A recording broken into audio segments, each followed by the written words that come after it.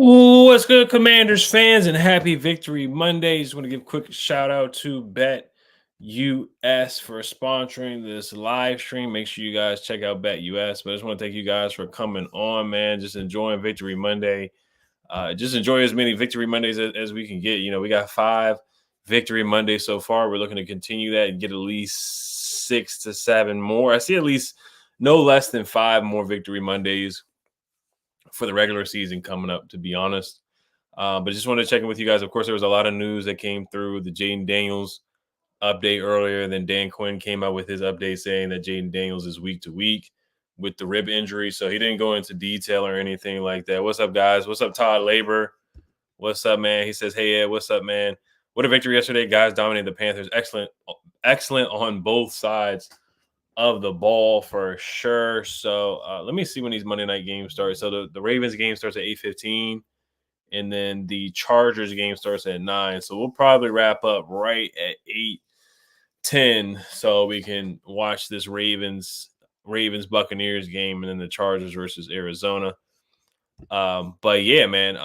Todd, yes. Hey, he says, what's up, man? The victory yesterday, guys, dominated the Panthers. Excellent on both sides. Yes, man. Dante Fowler set the tone with that pick six, taking the ball away. Ball is life. Ball is life. And that's what we need to do, man, especially against an inferior team like that. We smell blood. We put belt to what. We smell blood. We went for the kill. We put foot on necks. And that was supposed to be Jayden's game to get like 6 touchdowns or 5 total touchdowns, 3 passing touchdowns, 2 rushing touchdowns. This was supposed to be the Jayden Daniels statement game. He already had the statement game against the Bengals on Monday Night Football. But this was definitely going to be the game where I feel like he would have gotten a bunch of touchdowns, rushing or throwing. And he had a 49-yard run on his first rush of the game that unfortunately ended up being in an injury. Somebody did ask Dan Quinn about whether he should have ran outside instead of cutting it back. And looking at it, he should have went outside, but it's okay. I think he'll be fine, and he'll learn from certain situations. And I think he'll be fine. A lot of people are like, oh, they're concerned about the running plays, but the design runs are what makes him him. And that's what makes it so tough for the defense when you have a quarterback that can run like that, and it really puts a lot of pressure on the defense, and it really does, and it makes him him. But he's not just a runner. We know he can throw the ball from the pocket. He's shown that against the Bengals. He's shown that against the Cardinals. He showed that against the Giants. He showed that against the Browns for sure. And he can improvise and get out of the pocket and throw the ball while running too. So there's a lot of things that he can do at the quarterback position other than design runs. Now, the design runs that I don't really like is some of the design runs that he actually, and the crazy thing is Cliff did a design run after Jayden was holding his ribs, one right in the middle. Those are the type of runs I don't like, but the options where he goes to the outside, those are the runs that I do like. But once again, I think Jayden will be fine. He does have that awkward slide where he rolls forward, but once again, I think he'll be okay. And we'll see. We'll see the verdict for the game this weekend against the Bears. But I'm not if he's not 100%, I probably would hold him up if it was up to me, and just put him back in against the Giants because we should blow the Giants out anyway. But we'll see what happens. It's week to week. The good news is that it's not a fracture. So the MRI will tell a little bit more, but it's not a fracture, because if it was a fracture, then it would have been rough. But we've seen other quarterbacks with rib injuries. Tua had a rib injury. He missed a few games. I think he missed 3 games with a fractured rib. And then Justin Herbert had torn rib cartilage, no fracture, and missed 0 games. Derek Carr in 2023 fractured his ribs and had 0 games missed. So a lot of quarterbacks have had rib injuries in 2021, 2022, 2023, and the most games that were missed were by Tua with three games. So, but on the optimistic side, Jayden was cheering. He put his hands in the air for the touchdown. He was kikiing on the sideline, having a good time. So those are the good signs right there. And some people are saying that he could have played if he wanted to, but I think the right decision was to hold him out in street clothes. So we'll see what happens. So that's my 2 cents on it right now. And then I guess we'll talk a little bit about some of the, like, there was a report that we were interested in Marquise Valdes-Scantling, the wide receiver who just signed with the Saints. I don't like that. I don't even like them being interested in him. I don't know why Adam Peters would be interested in him when you already have a speed guy in De'Ami Brown. Now, De'Ami's not as fast as Marquise Valdes-Scantling, But I just don't see the reason for bringing him out Marquise Valdez-Scantling. So, I won't get too much into that, but that report was from Jeremy Fowler. If you guys didn't know about that, we were Adam Peters was interested in signing Marquise Valdez-Scantling, but now Marquise Valdez-Scantling has signed with the Saints. And then reportedly, we are interested in trading for Za'Darius Smith, a defensive end for the Browns, 3-time Pro Bowler and 3-time top 100 player. So I'm gonna get to some more. Yeah, Emmanuel Forbes, man, it's about time, man. I'm excited for him. I'm really happy for him. Shout out to Raul Martinez. He says, hoping Forbes got some confidence after the interception. I do too. I really do. I'm just happy that he was active. That was one thing. That was a step in the right direction. Him being active instead of being inactive. Same thing with Jamin Davis. He was active instead of being inactive, and he made a play, man. He stepped up and made a play, and he caught the football. Like, some people are saying it was a layup interception. It was an easy interception, and the receiver ran the wrong route or he quit on the route or whatever. But a lot of guys drop interceptions. They really do. We've seen in the past many guys on the Commanders or the Skins, all the way back to Carlos Rogers, drop easy layup interceptions. And Emmanuel Forbes was ready for the play, as hands up, hands ready, and took the ball away. That's what he did in college. And that's what we've been wanting to see from him. At least take the ball away, and he took the ball away. He didn't get beat. He did a good job. I didn't see him get beat. I didn't see him miss a tackle or anything like that yesterday. I saw him go out there and make a play and put us in good field position. I don't even think we scored off the interception. I think we got a field goal off the interception. I should look it up to make sure. But shout out to Forrest for stepping up and making a play after being inactive, coming on the field cold, coming off the field cold and ball his life for Emmanuel Forbes. So that's good to see him. A lot of people have been down on him, myself included. He hasn't had the greatest year and a half so far, but hey, his number was called and he was ready to make a play. So shout out to Emmanuel Forbes for that. And I hope he does have some comments, because we got a tough matchup, guys. We got Keenan Allen, Rome Odunze, DJ Moore. We saw what DJ Moore did to us last year. He put up 200-something yards. It was insane. I was there in person. Shout out to my guy, Brandon Scott. Host of Locked On Wizards. I was there in person in that Bears game, and it was awful. It was a Thursday night. DJ Moore went crazy. He did whatever he felt like doing to Emmanuel Forbes. So this could be somewhat of a revenge game for Emmanuel Forbes. Now, if I was Joe Witt Jr., I would not put Emmanuel Forbes on DJ Moore at all. I would not do that. Tyler Labor says, I hope Jayden plays against Chicago. I hope he's a go for that game too. Yes, I do as well. But like I said, I wouldn't force it if he's not 100%. I know it's basically like a Twitter Super Bowl or a Twitter debate or a Twitter back and forth between us and Bears fans. And Bears fans are they're the instigator of it all. Like, we don't really care. Like, we're not even checking on Caleb. Like, I don't check Caleb's stats. Really, I don't really check his analytics and all that stuff, but they're making fake charts of Jayden Daniels. Like, I haven't really looked up any analytics. The only analytics that I really saw was a stat for Caleb was that he got sacked 19 times on the season, which is like the second most behind Deshaun Watson. His QBR is pretty darn bad. But like I said, I don't hate Caleb Williams. I don't. I like Caleb Williams because he's from the DMV, but Bears fans are really, really obsessed with Jayden Daniels. But I find it was so hilarious that we voted for Jayden Daniels to win Rookie of the Week, and he lost, and he beat Caleb Williams, who threw 4 touchdowns and won against the terrible Jaguars defense. So that was hilarious. But that just shows how the fan base, man, we're a strong fan base. We're a strong fan base. But the Bears fans, they couldn't even beat our fan base out in voting for their quarterback. If they're so obsessed and mad, then they should have went and voted, but they didn't do that, but we did. So, but yes, I would love to see this game. And not only that, it's a 4:00 game. It got flexed.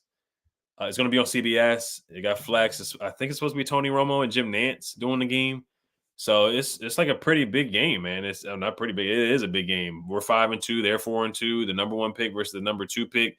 The Bears fans, they're just scarred because they picked Trubisky instead of Pat Mahomes. So they're just scarred that the same thing is happening again. So they got a lot of PTSD, which it certainly could be that way. You never know. But I don't think Caleb will be like Trubisky. I don't think that will happen. But yeah, that was going to be a good. It possibly could be a good matchup. Number 1 versus number 2 in the Rookie of the Year race. They're kind of Jayden is above Caleb at this point, but if Caleb has a couple good games, stacks up a couple good games, it could be very, very, very close towards the end of the season. And they're winning a lot of games. Oh, and Montez Sweat coming back to Washington. Montez Sweat has talked a lot of stuff about the organization. And I get it under, Rivera and whatnot. It was awful. He said, guys, we're ready to go home. They were ready to mail it in after like the 5th game of the season. So Montez Sweat, he said a lot of stuff, man. He said a lot of stuff about the organization. It's a different regime, different culture, all that. And he did say he wanted to stay, though. I do remember that. Montez Sweat said he wanted to stay, but this will be interesting. Dante Fowler has more sacks than Montez Sweat at this point. He has more sacks than Chase Young as well. I think he has more sacks than those guys combined, if I'm not mistaken. He actually does. He has 4.5 sacks, and I think Montez has 2 and Chase has 1. So, yeah, Dante Fowler has more sacks than those guys combined. Dante Fowler, he might be – where is he ranked among sacks? I actually want to look that up real quick. But, yeah, Dante Fowler's up there, man. I'm waiting on him to get that NFC Player of the Week because he deserves it. He really should get it. He should be up there to get it for sure. But yeah, right now, oh man, Dexter Lawrence has 9 sacks on the season, which is insane. Max Crosby has 6.5. So Dante Fowler he's 14th in the league right now in sacks with 4.5. So he has the 14th most sacks. Frankie Louvu is at 17 with 7. He's at 17 with 4 sacks. So we got 2 guys in the top 20 in sacks at this point, which is pretty darn good. Cleveland Farrell, if he was still healthy, he might have been up there too. And then Dorrance Armstrong's on his way up there as well. QEXO54. Jayden Daniels fine and will play this weekend. I hope you're right, man. I hope you're right. I would love to see him play. This is a fun matchup. This is going to be a fun game this weekend. It really is going to be a very fun game. They kicked the Eagles out of that spot. Eagles and Bengals, they kicked them out of that spot to put us in there for that same reason.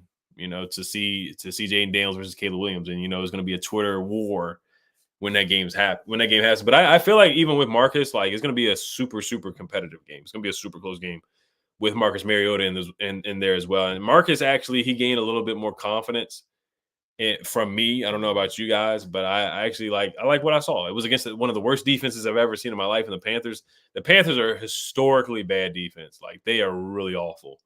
Like they are so bad. Like they are really awful. Like Marcus Mariota had a lot of time to throw. There was a stat where I think he had like 3 seconds to throw, 3 or more seconds to throw each time he was back there, which is like insane. It was like I forgot. I gotta find the stat where it is. I bookmarked it. So yeah, here it is. Marcus Mariota. He had the second longest time to throw in the whole year, 3.50 seconds. His pressure rate was the 17th lowest of the season, 19.2. And that was per Lindsey Rhodes. Marcus Mariota also in backup duty for Washington yesterday posted a plus 0.59 EPA per drop back. That's the 7th best game for a quarterback this season in that category. Marcus Mariota, he had a day, man. He had a heck of a day. He was a stud yesterday for sure coming in. He started off a little rusty, missed De'Ami Brown on a play, missed De'Ami Brown again where he was inaccurate. And then he settled down, had a couple of nice runs. He had 11 rushes for 34 yards. His longest run was 11 yards. Had a nice touchdown pass to Zach Ertz. Had a couple of nice passes to Terry McLaurin. Him and Terry have a chemistry. They got a chemistry. And that's what I like. That's what I'm saying. Like, if Jayden's not ready to go Sunday, I think we'll be fine. I really do. I don't know if we're going to win, but I think we'll be fine against the Bears. I think we'll be within reach. I think we'll be within, if not winning, within reach. For sure. And if the defense can keep playing like they're playing, because the Bears' offensive line has struggled this year. They have. Some of it is on Caleb, but their offensive line is not good because a lot of Bears fans, they're like, oh my gosh, Jayden has such a good offensive line. We didn't think that going into the season. So it's not like we were pumping up our offensive line before the season started, but our offensive line looks really good. Brandon Coleman, concussion. Dan Quinn said they're going to evaluate that. He didn't really give much information on that either. So that's an injury update right there that we got to see about Brandon Coleman. But Cornelius Lucas has been playing really good. He's been playing really well. LQ_CJ. What's up, man? He said, what's up, man? What's up, Ed? Huge fan, man. Thank you, man, for checking on the channel, man. Thank you for checking in as always and watching, subscribing, and liking the videos. Thank you, LQ. I appreciate that so much. Mike Tolbert says, go for it, Skins. Let's go puts last year in the past already. Yeah, man, we're moving on from the past. We're moving on from the past. There was another stat that I saw. It was like, Ron, we have 4 games where 30-plus points already, and I think in Ron Rivera's tenure, we only have 4 games where we had 30-plus points. This season, we have 30-plus points already. We already have more rushing touchdowns than we had last year with Eric Bieniemy. So there's a lot of things that we're doing in year one that we've already surpassed from the past regime. But like you said, we'll leave the past in the past. But one thing I do believe is that you in order to be better, you have to learn from past mistakes that were made.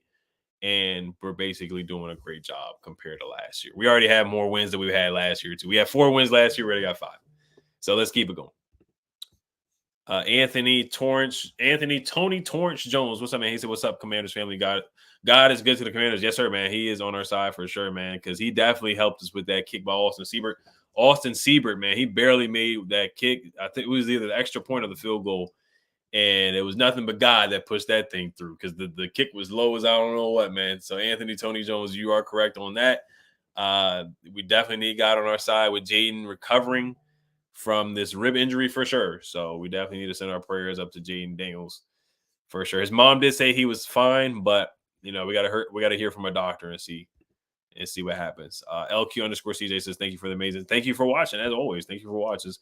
Fallon, HTTC, exclamation point. What's up, Fallon? What's up, man? Mikey Balmer says we need another wide receiver, cornerback, and defensive line or offensive lineman. Now, that's a lot. Now, another wide receiver. I don't think we're going to trade for a wide receiver this year. We shut down Deontay Johnson. That's one thing I want to bring up. Yes, today, too, or tonight, is that we shut down Deontay Johnson. I was really surprised on how well we kept Deontay Johnson in check. That was one thing I was not expecting at all. Same thing with Chuba Hubbard. We did a great job stopping the run. DeAndre Swift is a good back too, so we gotta stop him too. DeAndre Swift has had a good season so far for the Bears, so that's gonna be a challenge in itself stopping him. But Chuba Hubbard, I was shocked. I really thought Chuba Hubbard was gonna have 100 yards on the ground.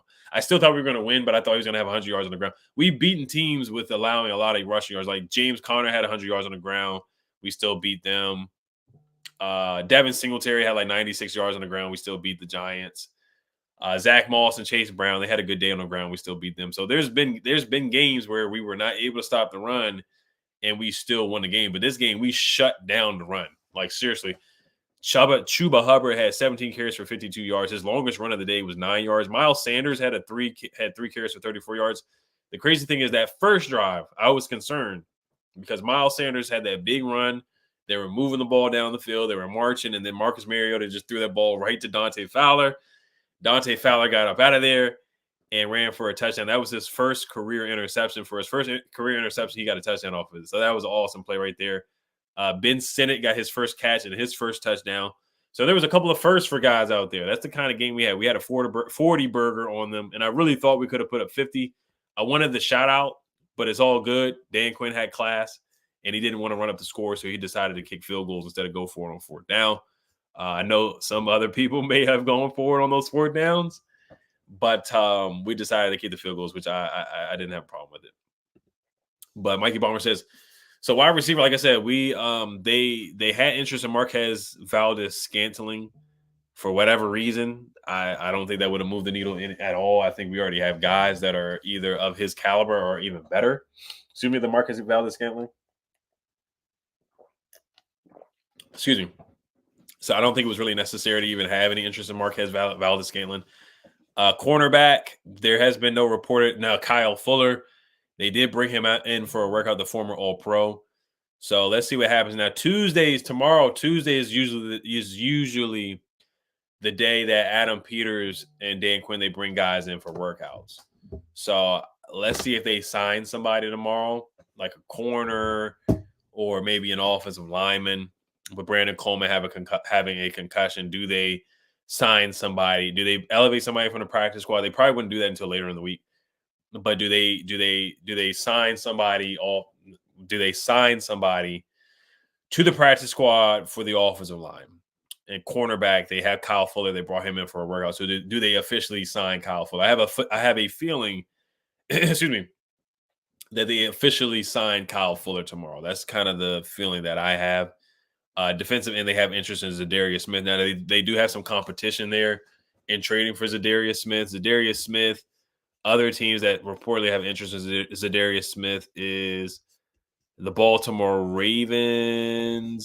Yeah, the Ravens and the Lions. The Lions lost Aiden Hutchinson for the year with a broken leg. Excuse me. So it makes sense that the Lions are interested in Za'Darius Smith. If I had to guess, I think the Lions would make that move for Za'Darius Smith since Aiden Hutchinson is out for the year. They may be more aggressive than what we are. Now, we do have 2 third-round picks. I would not give up one of those thirds for Za'Darius Smith.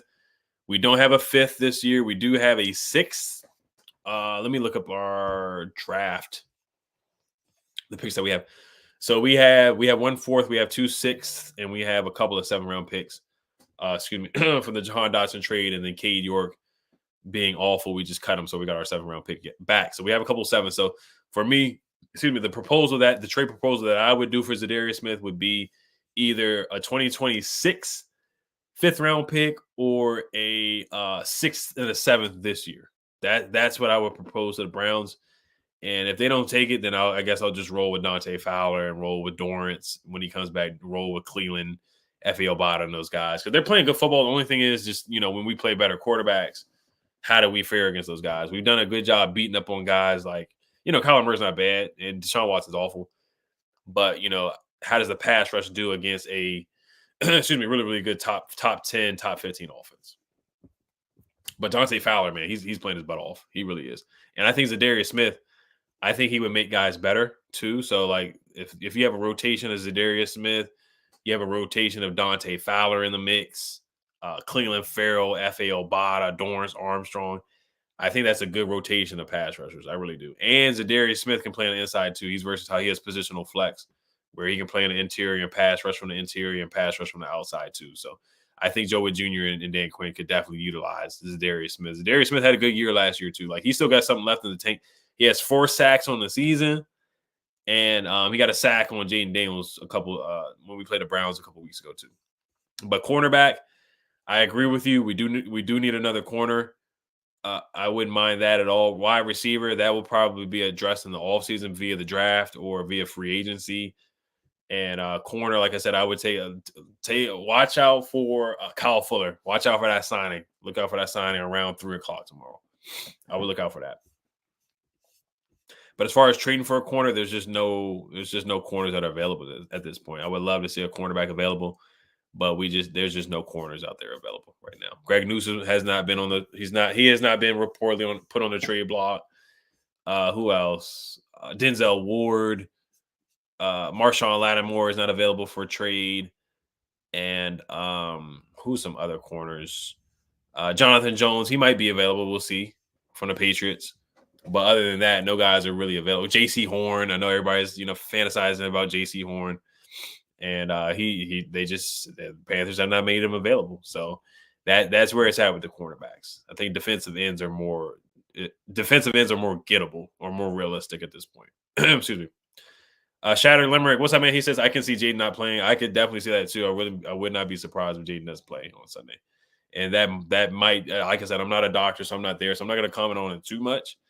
But like I said, I wouldn't be upset if he doesn't play. I really wouldn't. And then he comes back for the Giants game in New York. We just dominate, get him warmed up for the next game. We play the Steelers after that, and just get him. The Giants game would kind of be like a warm-up. I hate to call it a divisional game, a warm-up game, or anything like that, because you can't treat it that way. Excuse me. But the Giants game would be a good game to kind of ease him in, if you know what I mean. And the Giants their defense is no slouch. Like, the Eagles, they were sacking Jalen Hurts like left and right in that first half. Like, they did a good job on the Eagles defense. On the Eagles offense. Like, they did a good job containing them until like really Saquon started going off, and then Jalen Hurts threw a 4th and 3. Like, he threw a really nice touchdown pass to AJ Brown. So other than that, in the first half, like the Giants defense was actually doing a good job. They really were. And then by the time we play the Giants in 2 weeks, we'll see if the Giants, if Daniel Jones gets benched. I think it's a real possibility. I really do. He was so awful in that game against the Eagles. I just want to see the Giants schedule. Like, who do they play next? Because Drew Lock looked bad too. They might pull the plug on Daniel Jones by the time we get to them. Actually, I don't think it's a high. I don't think it's a high possibility, but yeah, the Giants play the Steelers next on Monday Night Football, so that's a loss for them. So they're going to get blown out. They might get blown out. Actually, Russell Wilson has not been good. He had a good game last night, but if you watch the first half, Russell Wilson was getting booed. But they're going to lose to the Steelers. But Beast Unlocked, what's up, man?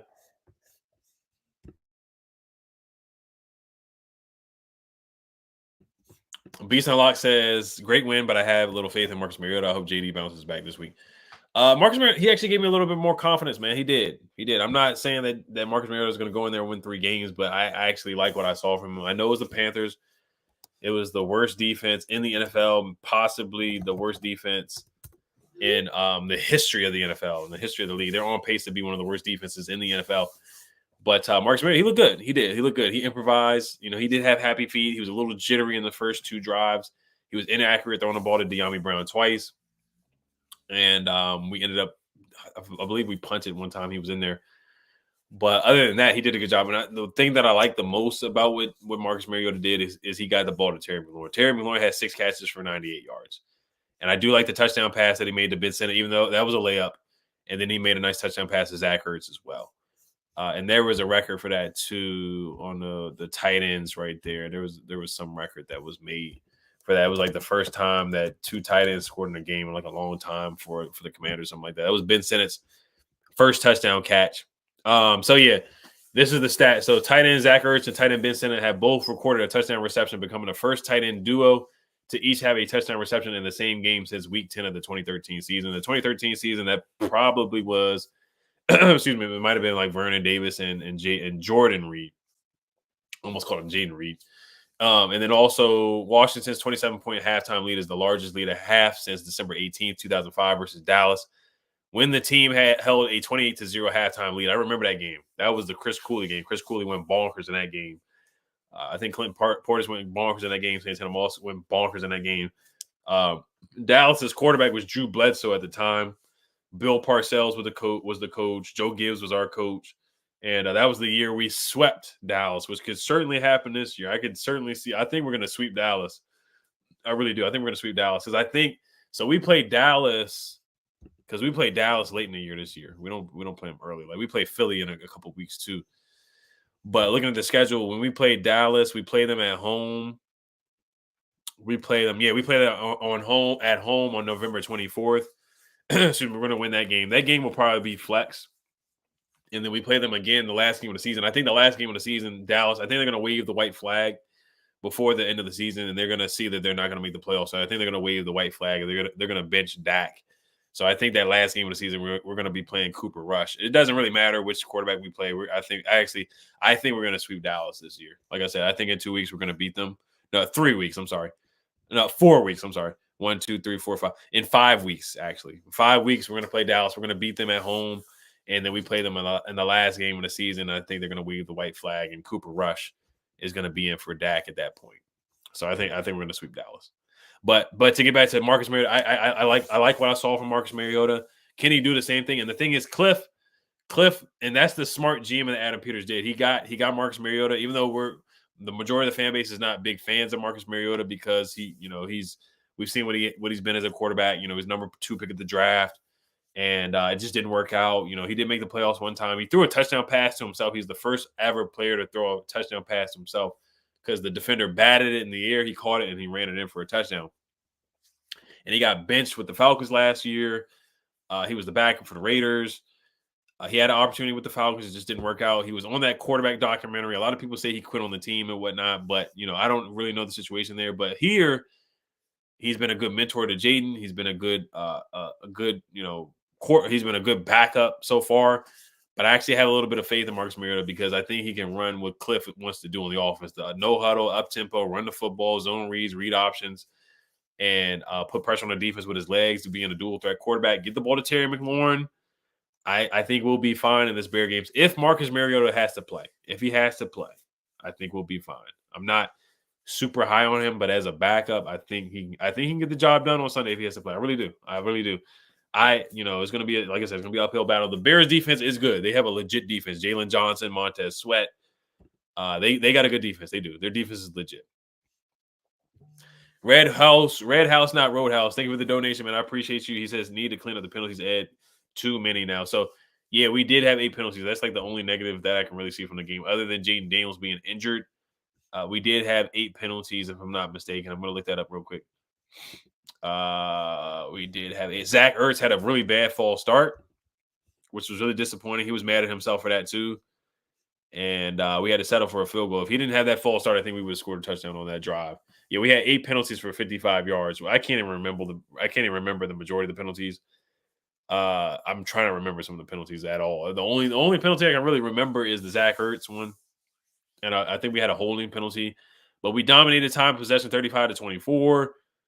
We were 5 for 10 on third downs. We held them to 3 for 10 on third downs, which is awesome. That's something our defense is improving on third down defense. We didn't go for it on fourth down, so we're still 100% on fourth downs. We had 421 yards, 421 total yards to their 180. We had 214 rushing yards to their 95. I mean, that's the formula for success. That's how you win football games. And we didn't turn the ball over. That's how you win football games. But yes, we do need to clean up the penalties. We've gotten better with penalties too. We really have. Ever since that Giants game, that was a game where we really struggled with penalties because we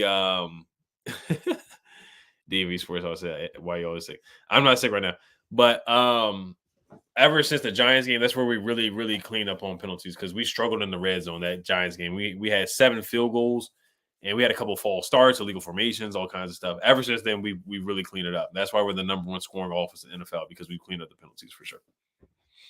All right, guys, let's get to the BetUS picks from the game yesterday. I just want to recap some of the picks here. Shout out to BetUS. Make sure you guys check out BetUS and sign up using promo code YouTube150. First time users, you get 150% deposit match up to $2,000 on your first deposit. And then the next 2 deposits, you get 125% bonus deposit match on your next 2 deposits up to $2,000 using promo code YouTube150. You get 24/7 personalized service for 365 days out the year, live wagering on all major sports. So, I mean, if you look at the Ravens game tonight, I probably got Chris Godwin with the over on receiving yards. It's like 72.5, which is insane to me, but I would still take the over on that. And Derrick Henry, anytime touchdown score. It's probably got a lot of juice on it, but I would still take it. And who else? Chris Godwin, Mike Evans, I would take a look at his receiving yards, anytime touchdown scorer. Chris Godwin, I would take a look at anytime touchdown scorer. Derrick Henry. And then on the Cardinals versus Chargers game, I would go with J.K. Dobbins over on his rushing yards. I think his rushing yards is up to like 80, but I would still take the over on J.K. Dobbins rushing yards. I would take an anytime touchdown score on J.K. Dobbins as well. And you always Zay Flowers, his receiving yards. I would take the over on his receiving yards tonight against the Tampa Bay Buccaneers because they give up a lot of passing yards. They give up a lot of passing yards, and I would take a look at either Mark Andrews or Isaiah Likely as well. Those are the guys that I'm really looking at tonight for the most part. You know, the Chargers, I'm looking at the rushing game.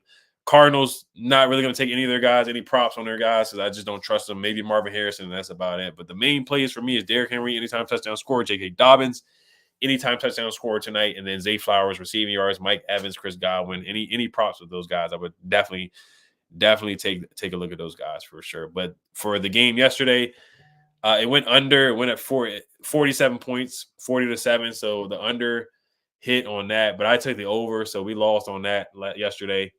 But I did take a Terry McLaurin. I did take his receiving yards. I took Brian Robinson, anytime touchdown scorer. Chuba Hubbard, anytime touchdown scorer. That hit on BetUS. And who else did I take? I took over on Deontay Johnson, but of course we shut him down. We locked him down. Mikey did a good job on him and other guys. And then Chuba Hubbard, we stopped him for the most part. I took the over on his rushing yards, but we did a good job on him. And then another prop that I got for you guys, NFC East odds. It doesn't show the odds right here, but if you want to take a look at the NFC East odds on BetUS, definitely take a look at that. And then where is the rookie of the year? Yeah, offensive rookie of the year. You look at the odds to start the season, man. That's crazy. Jayden Daniels was at a plus 500 at the time. And now he's like the favorite, you know. So this was before the season started. So you guys definitely should have took advantage of that before the season started. But you can still put a wager in. I think it's about like it's probably like minus 145 or something like that on BetUS for Jayden Daniels to get offensive rookie of the year. So definitely take a look at those props on BetUS as soon as possible, guys, so you guys can make that money on BetUS using promo code YouTube150. All right. So let's get back to, there's a couple PFF grades I have. I don't have the whole list of PFF grades, but I'm just going to point out a couple guys that really stood out, studs and does as always. Terry McLaurin had an 85.7 PFF grade, which is awesome. Marcus Mariota had an 85.5. I mean, he played his butt off. He played well. He was looking like Marcus Mariota Vic in that second half out there. He's getting real comfortable. He was like moving around, turning his back on the defense and then coming around, breaking tackles, evading the rush. Like, he was playing really well. Marcus Mariota, if you guys remember that Thursday night football game where Derek Carr got injured and then he came in for relief against the Dolphins, and he had a really good second half. Like Marcus Mariota looked really good. That's kind of how he looked in this game. Like he looked really good. And I do think we're going to catch the Bears with some design runs from Marcus Mariota if he plays. B-Rob had a 76.2 PFF grade coming back from missing a game. He had a touchdown. He had 72 yards on the day as well. He probably could have went for 100 yards if he would have played the whole game. If he would have had like 20 carries, he would have went for 100 yards very easily. So Brian Robinson didn't have to play much. He had 12 carries for 71 yards. So he played pretty well, played pretty darn well.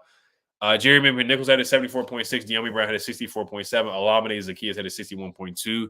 Jayden Daniels had a 65.4. Nick Allegretti had an 83.7, which is really, really good. 82.2 pass blocking grade and a 78.5 run blocking grade. Nick Allegretti has been a great signing by Adam Peters. Sam Cosmi with an 80.5 PFF grade, 82.1 pass blocking grade, 81.1 run blocking grade. Excuse me. Andrew Wiley with a 73.3. 83.2 pass blocking grade, 65.7 run blocking grade. Cornelius Lucas with a 71.5 PFF grade, 75.8 pass blocking grade, and a 66.1 run blocking grade. Brandon Coleman, before the injury, 64.8 PFF grade, 77.3 pass blocking grade, and a 62.0 run blocking grade. So Brandon Coleman and Cornelius Lucas, we know they've been splitting snaps. Cornelius Lucas overall had the better PFF grade, but Brandon Coleman had the better pass blocking grade with a 77.3 compared to Cornelius Lucas. Lucas's 75.8 pass blocking grade. So they're both playing really good football. They really are. Cornelius Lucas is having a darn good year, though. Tyler Biadasz, 57.6. So Tyler Biadasz did not grade well per PFF, but we know Tyler Bad A, as Dan Quinn calls him. He had a 57.6 PFF grade with a 65.5 pass blocking grade and a 61.6 run blocking grade. So we know Tyler Biadasz. We know what he does. It doesn't really matter what his PFF grade is. We know he's going to go out there and ball out. Dante Fowler, have a day, 96.6 PFF grade. Jamin Davis, 84.1 PFF. Shout out to Jamin Davis. Shout out to Jamin, 84.1 PFF grade. Mikey Sanders Big Mikey. Big Mikey had a big tackle, pound for pound, best player in the draft, as Nick Saban said. He had a big tackle on number 80, their tight end, the Panthers tight end, who's probably like 6'4", 6'5". And Mikey came in there and just took him down, man. He took him down, man. Gotta love the effort from Big Mikey, man. You gotta love when Mikey lowered the shoulder on Deshaun Watson a couple weeks ago, man. I was like, yeah, Mikey's a dog, man. He's that guy. He's that guy. He's got that dog in him for sure. Noah I with a 77.7 PFF grade. Mikey Sanders had a really nice pass breakup on Deontay Johnson too. Deontay Johnson only having one catch was like the biggest surprise to me all day. Like not even Marcus Mariota coming in there balling. Like if you would have told me Deontay Johnson would have had one catch for 17 yards, I would not have believed you at all. If you would have told me Chuba Hubbard would have had 17 carries for only 50-something yards, I probably wouldn't have believed you either for either one. Bobby Wagner, 75.1. Quan Martin, 66.8 PFF grade, and Frankie Louvu had a 66.5. So all solid grades there. And Dante Fowler, I mean, that's just insane. For him to have a 96.6 PFF grade, that is like a historically good grade. It's not like, because there's some guys, and Dante Fowler had that big stop on 4th and 1. There's guys who will, play like a little bit of snaps and they'll have a super high PFF grade. It's like, oh, okay, they had a really good PFF grade because they only play like 5 snaps. But no, Dante Fowler plays a lot of snaps and guys were out. Like John Baptiste is out he's on IR. Dorrance was out. Cleveland Farrell was out. So Dante has really had to step up, man. He's definitely stepped up to the plate for sure. He's balling right now, man. He really is. Dante Fowler, I was trying to find the information where he had like a really, really like a historical PFF grade. I can't find it right now, but he played really well. 96.6. I really hope that he gets the defensive player of the week, man. I really do. Let me see if there's some other PFF numbers that I can find for you guys. But those are the stats. I don't really have any duds, man. I don't have any duds. I mean, the only dud is just Jayden going out, but we already heard it's not serious, not a long-term injury, so that's good news. Is week to week. The only does, I guess, is Brandon Coleman getting a concussion. Tyler Biadasz leaving the game with a hand injury. He came back though, so we'll see what happens with him. But the only does, I guess, the penalties. Having 8 penalties, got to be better with that. Austin Seaver, he made all his kicks, but that one kick was concerning. I think the extra point, he barely made the extra point too, so he's got to be better than that. But I still have no problems with Austin Cyborg. And Jeremy Reeves, he was really good on special teams too. I thought he was a stud. He forced a fumble. That was a great play by him. Dan Quinn did throw the challenge flag on one fumble, and it was not a fumble. But I like that Dan Quinn was aggressive. I do like that. I like that a lot. I like that he was aggressive. I'll take that any day of the week. Sometimes you're not going to win every challenge call, and I like that. I thought the clock management was fine. There was really no points, and there was really no times where we had to be, super tight with the clock management because it was a blowout for one anyway. But like I said, I don't think there was any duds in the game at all. I think everybody was a stud for the most part. Play calling was great. Execution was great. Everybody was fine. So, like I said, the only dud was the penalties and penalties. What was the other thing I said? Penalties and that's it. That's really it. Joe and Ariaka and Irika Fletcher. What's up, Joe? What's up, Irika? Move Forbes to safety. I wouldn't do that just yet. I want to evaluate him for the rest of the season. I know ESPN and Bleacher Report, they made mock trades, like trade scenarios of having Emmanuel Forbes get traded to the Ravens or have him get traded to the Chargers.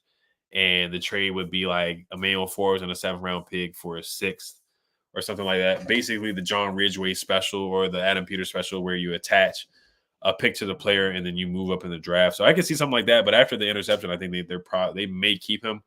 But I wouldn't be surprised if Emmanuel Forbes is traded, though. I wouldn't be surprised. But I wouldn't move him to safety just yet. I would see what he can do. This is a big test for him on Sunday if he plays, if he is active. And if they bring in Kyle Fuller, I don't know if they're going to have Kyle Fuller above. Like, who are they going to bump out if they bring in Kyle Fuller? If they make him active, who are they going to bump out? Are they going to cut Michael Davis from the roster? They could do that.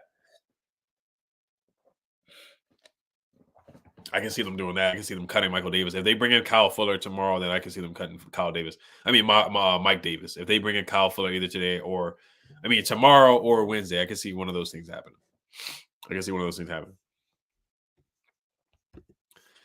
Monte Hemsley, what's up, man? He said, I just want my man's, excuse me. I just want my man's Ed response. I know he's on special teams. Yeah. You're saying on special. I don't know if you're talking about Ed Oliver on the Bills. He may be on special teams. I know he's a starter though. But yeah, I'm right here, man. I'm right here. But thank you, Monte, for coming into the chat for sure. I see everybody's comment. I try to get to everybody's comment as much as I can. Pablo P, what's up, man? He says we needed a corner or two like yesterday. Really wish they addressed in the offseason. Hey, man, like I said, I said you guys know who I wanted in the offseason. It's not like, I know he's a big name. He was a former All-Pro. He's a former defensive MVP as well. And he's playing pretty good football on the Vikings right now. The Vikings are what, 4-1, 5-1 or something like that. But yeah, that's the guy that I wanted, and I don't think we would have had to break the bank. It would have been like a 1-year, $10 million deal, but hey, it is what it is on that. They elected to go with Mike Davis, who when he came in the game, he was awful. He was getting cooked by Malik Neighbors. He couldn't tackle, couldn't cover, couldn't do anything. And I think Stephon Gilmore definitely would have helped this team out at this point. I really do. I think he would have helped this team. But they decided not to go with him because they were with him last year in Dallas. But for whatever reason, they decided to go with Michael Davis over Stephon Gilmore, which was just mind-boggling to me. I'm not saying Stephon Gilmore would have been a shutdown corner or anything like that, but I think Stephon Gilmore would have been better than what we have right now. We wouldn't have to be going after Kyle Fuller, who hasn't played football in 2 or 3 years. That's my point of that. I rather have Stephon Gilmore than going after Kyle Fuller. That's my point. And Kevon Seymour. No disrespect to those guys. Prod M says, just put the fries in the bag. Prod, what you talking about, man? What you talking about? Forestville Ezzy, man. What's up, man? Shout out to Forestville. Shout out to PG County. He said, Jack Jones from Las Vegas. Hold on a second.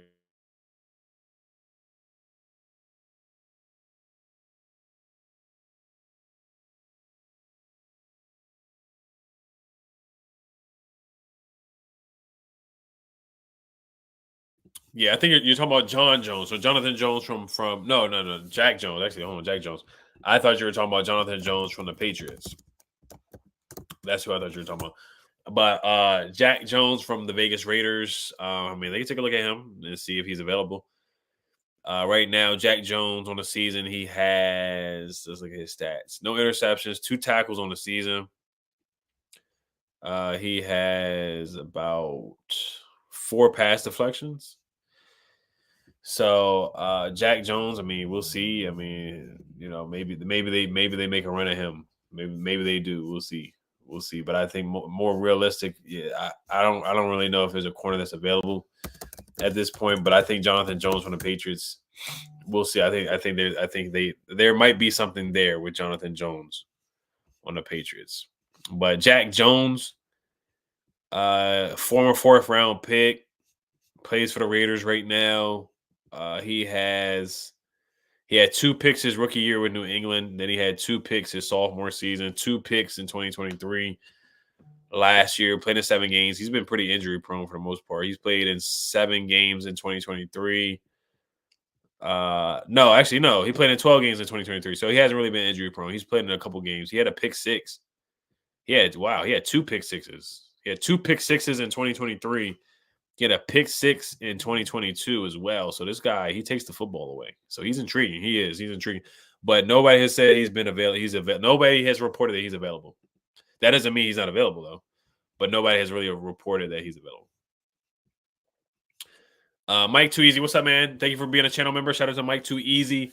He says rest Jayden no matter what.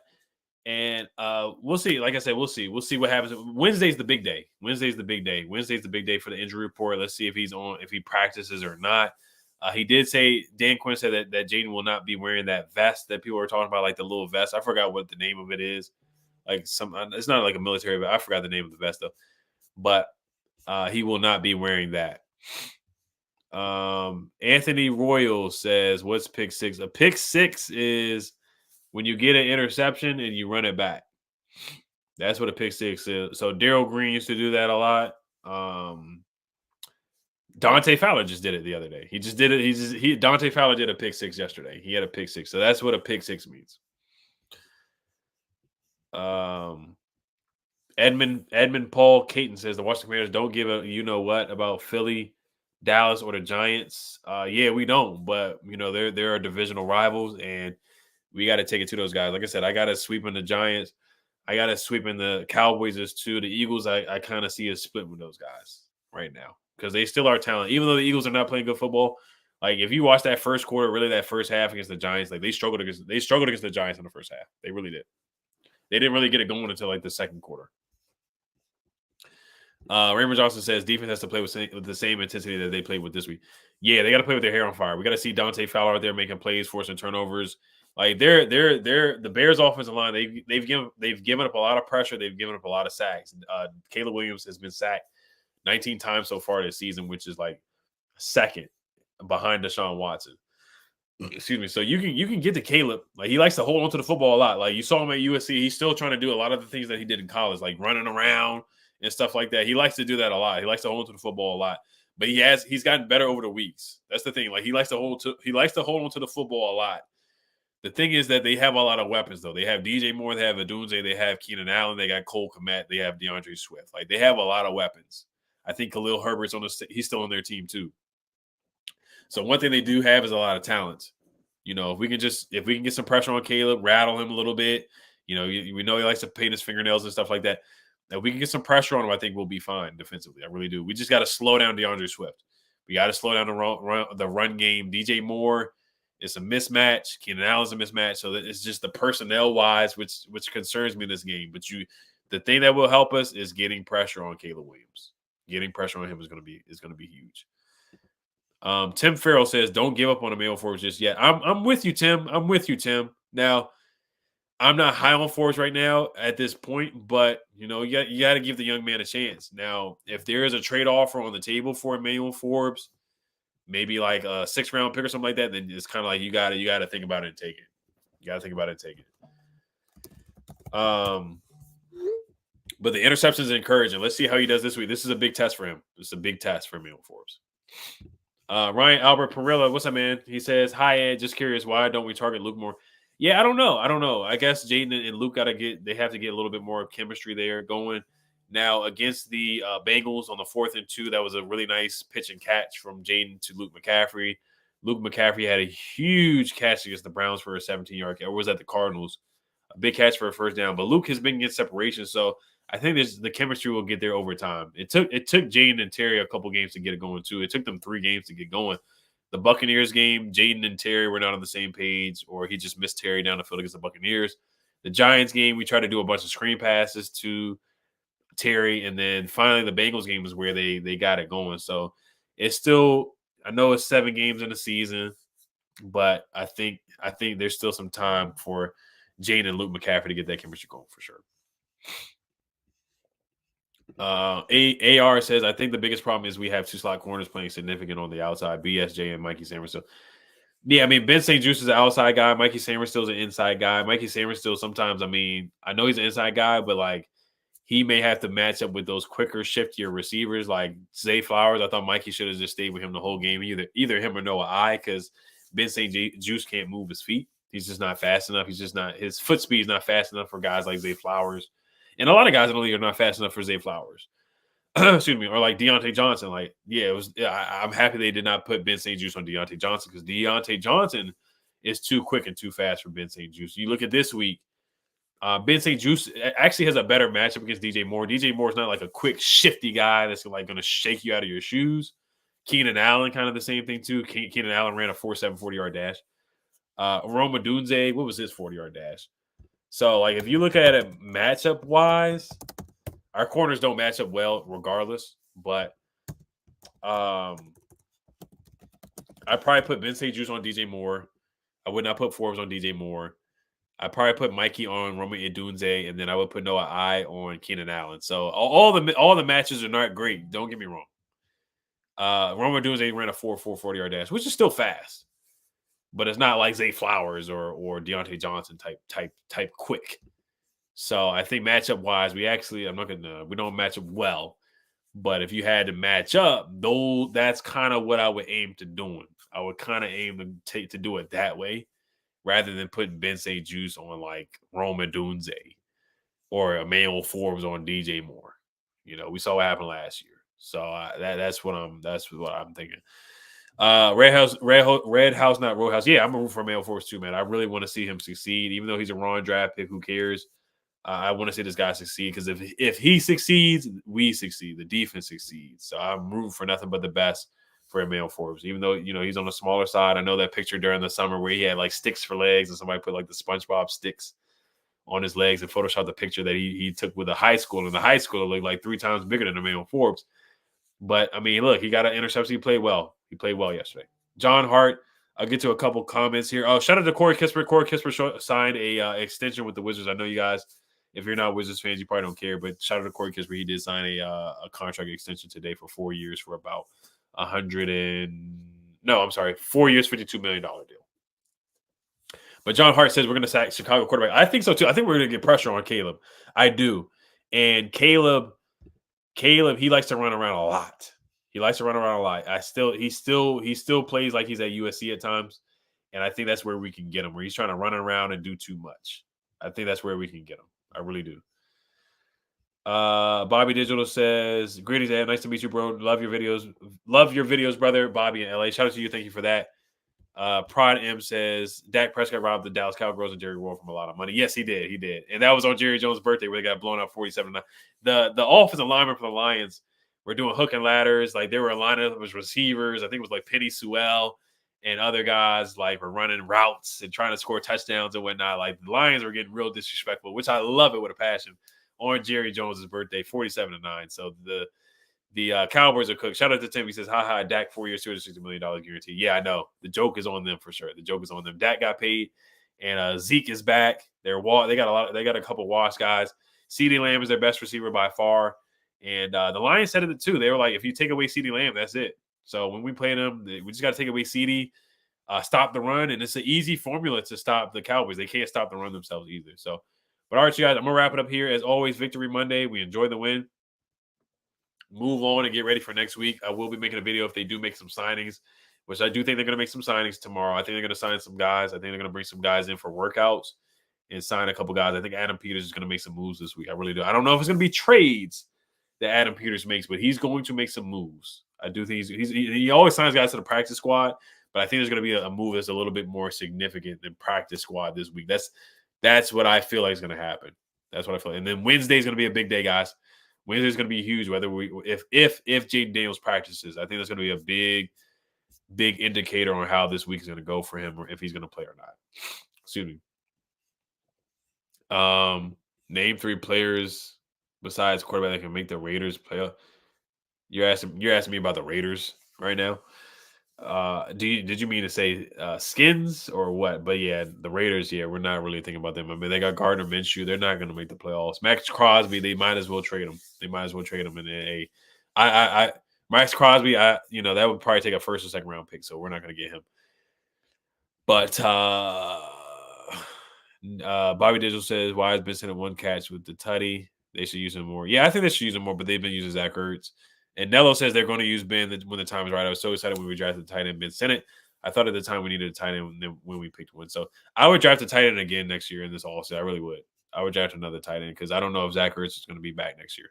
So Bobby just said, Ed, what do you think of the ownership gave Darrell Green? Hopefully they do the same for Sean Taylor. Bobby in Los Angeles. I love what they did for Darrell Green. I thought it was great. We didn't see any porter potties in the back. We didn't see Jackson Mahomes dancing on the number.